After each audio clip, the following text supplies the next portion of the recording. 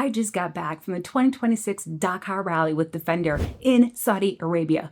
I had the unique opportunity to do a walk around with Joe Armshire. He's the program lead at JLR, Jaguar Land Rover, and he gave me complete insight on how they built them up, what stayed stock, what different changes that they did to make them rally raid ready. Let's take a look.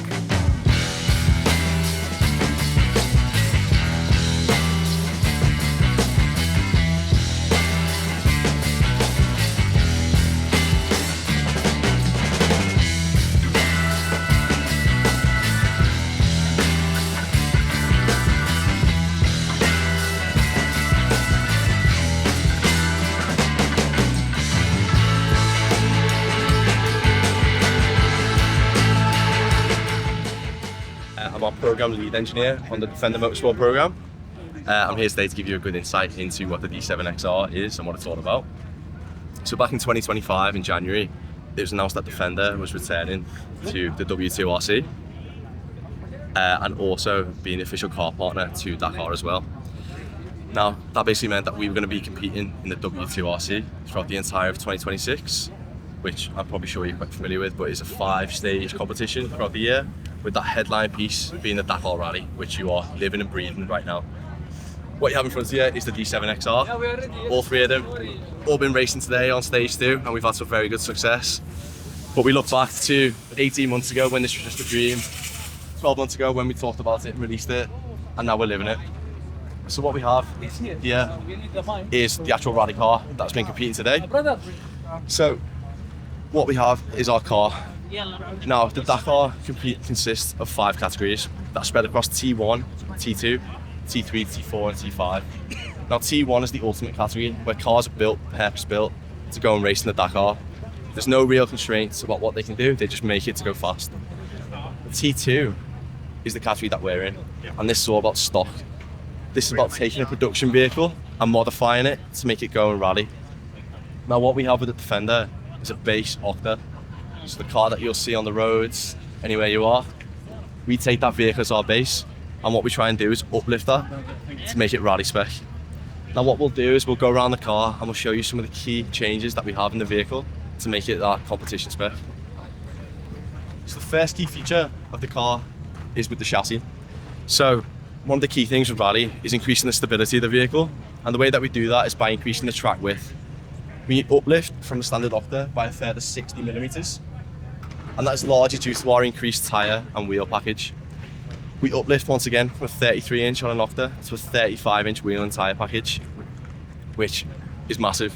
If you have a look at the size of the sidewalls on the tyre, they've significantly increased as well. It provides massive protection when we go out racing from the likes of punches and stuff like that.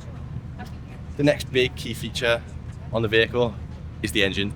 Now, Octa is famous for its 4.4 litre V8 NC11 engine that it has. We retain the exact same engine in this vehicle.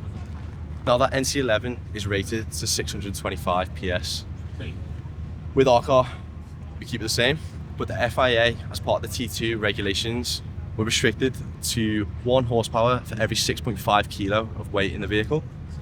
So this car is actually rated to 625 PS, not the 625 that we have on Octa.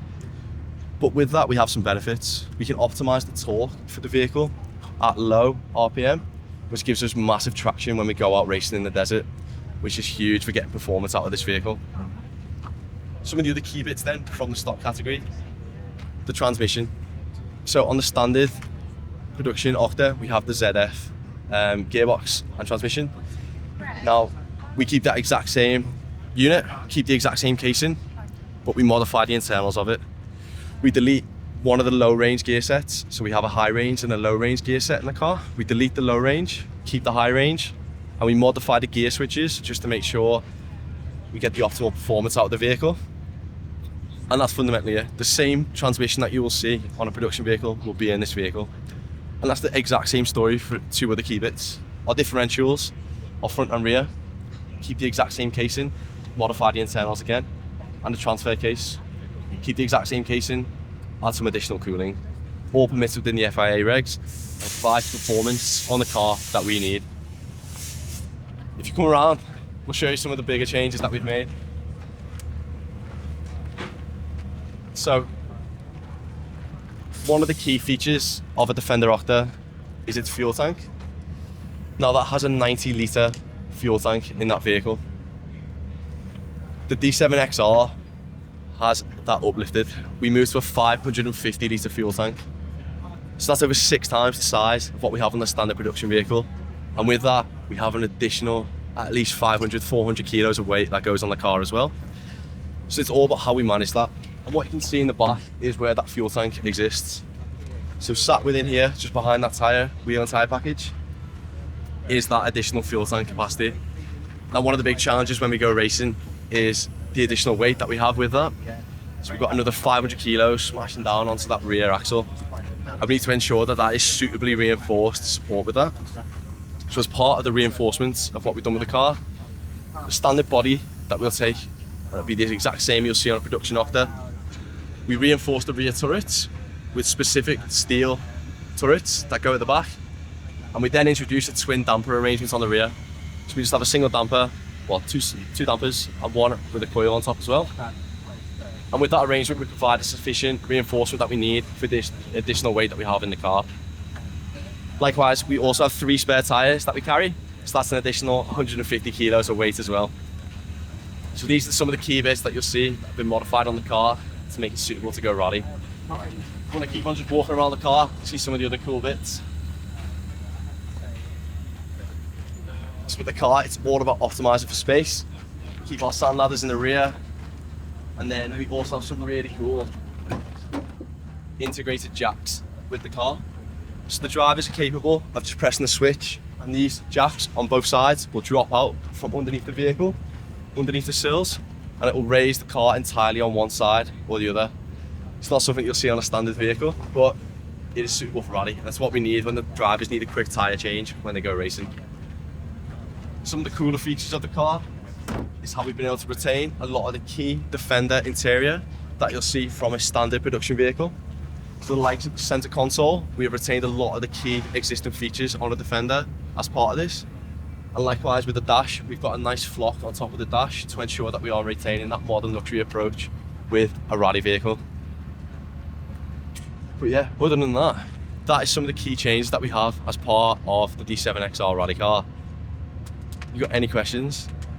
What's your name again? Joe. Joe. I saw AdBlue at the back. That's the? Oh no, it's the petrol. No, yeah. Sorry. Yes, yeah. So we run with a sustainable fuel in the car, special car. About 102 octane rated. So yes, provides the performance that we need with that. Yeah. What's the weight of the wheel? Of the wheel, about 50 kilograms. Yes. That's plus the tire. Yeah, wheel and tire package. Yes. The differentials, are you running lockers, limited slip, open? Yeah, we're running a solution inside there that makes it efficient to go racing, makes it suitable. It's probably one for a conversation a bit later if you want to go a bit more into that, to be honest. But are they electronically controlled? Yes. Right. Yes, it's, yeah. We have a bespoke motorsport loom that exists within the car, so we take out the production loom because it needs specific for motorsport. Yeah. But you can adapt that to different stages, although you won't know ahead of time what the stage is like, do you? Yeah, exactly. So, I mean, we get a good indication of an evening. So, every evening, you'll see it tonight potentially, if you're still around. We will head down and the ASO will give us an intro into the percentages of the different terrain that we'll see on the following day. Yeah. So, it's split between the likes of dunes, rocky, just normal roads, stuff like that. So, we'll get a good split of that. I get a good understanding then of. So you do make tweaks. We will make tweaks based on the information that we have about the upcoming stage. Do you use telemetrics? Telemetry? Yeah, so the drivers are able to speak to each other within the car. So they will have, what you see in here is the audio cables that will come down. Yeah. They'll attach into their helmets and they'll be able to speak to each other. Due to the distance, we have a sat phone with them. Now we'll only call them in an emergency basically. We're fortunate that the past 2 days, so stage 1 and 2, we've had a pit stop. So we've been able to go and see the state of the car in a permitted window. So that's like our best form of contact with the drivers while they're out on stage. So is the GPS based as far as the navigator is concerned, the co-driver? So how do they navigate? Oh yeah, so the co-driver in the car, they have a set road book So you'll see on the right hand side there, they've got the 2 screens. Now what they'll have pop up is a set of arrows with some key images, like a tree, a bush, stuff really? like that. Really, really inconspicuous. And they will just have to follow the direction that they get. It's really, really tough. Think about the speeds that the car will be going at, and trying to process all that information in one go. Yeah, they've got a really tough job on their hands, but they're doing superbly well so far, as you can see with the results that we've had today. So the navigator then calls it out in addition to seeing it. So Yes. they call it out beforehand. They will call it out, yes. And it'll make sure the driver is able to react then to that information. And what computer system are they using, or is there a navigational app of some sort that they're all using? I'm not sure on the specific type of app, but what we have is it's an ASO, well, it's a trip screen essentially, and that has the information preloaded into it about the stages. Yeah. Are they seeing multiple steps at a time, or only the very next step? They will see one and the next step and keep on going and going. Yeah. And as soon as they hit them waypoints, they'll refresh. Ultimately, the difficult thing is then when you get lost, is trying to find your way back onto what the map was. So this is why we end up having a lot of time wasted. That does happen. Yes. So if you get on the Dakar Rally website whenever you can, and have a look at the live map, you'll see all the different routes that all the drivers take. Oh, right. Because not one route is standard at Dakar. Are the vehicles all GPS enabled, like with satellite tracking, so you know where they are? Yes. I mean, that sinks into the live. Yes, tracking? 100%. And ultimately, on a stage, it gives us a chance there to see where the drivers are. And equally, if there's any issues, we will know the types of positions where they are, and we can send out the right people to go and help fix that. And do you have sensors, or are there sensors allowed? If there is something that does happen, you guys are immediately alerted, or is it up to them to let you know? They will have to let us know. They will have to let you know. Yeah. You can send help. How much help are you allowed to send? So we have a T5 truck as part of our so the T-Bow team. You've probably seen them around here somewhere. Yeah. Go and have a look at T5 truck. It's like something you'll never see before. It's insane. But yeah, they're amazing, and they carry around spares and provide us support on events when it's needed. Okay. So yeah, definitely go and have a look at them. Does that follow the route? Yes. Right. Yeah. I've had a go riding in one of them, and it was insane. Yeah. It's a different experience. We watched some of the trucks up there. I was impressed. Yeah. Honestly, it's incredible. It's incredible. And do you you don't have the opportunity to tweak the gearing and everything, I guess, as you go.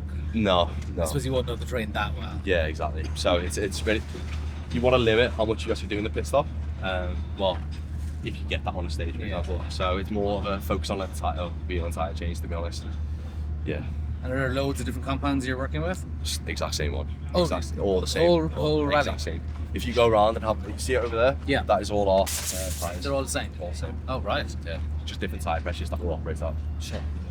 Is any of these suspension componentry shared with the Octo, or is it all bespoke for All bespoke, yeah. this truck? Yeah.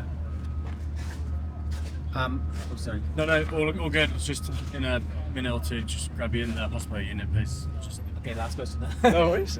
Presumably, because the stock car, they can't change the tire pressures from the cabin. No, yeah, they'll They have have to to do jump out it. So to they'll do do it. it manually. Yeah, so we have a compressor unit inside the car.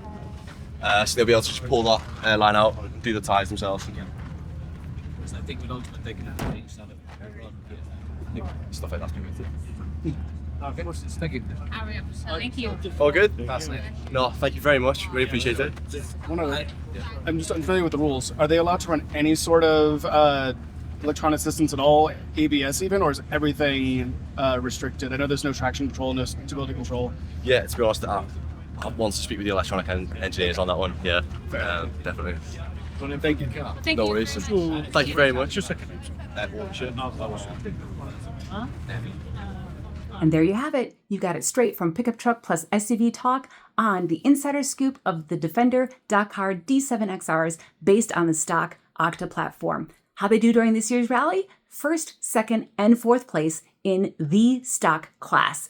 If that doesn't say enough, they got 3 more years proving everything that they've got.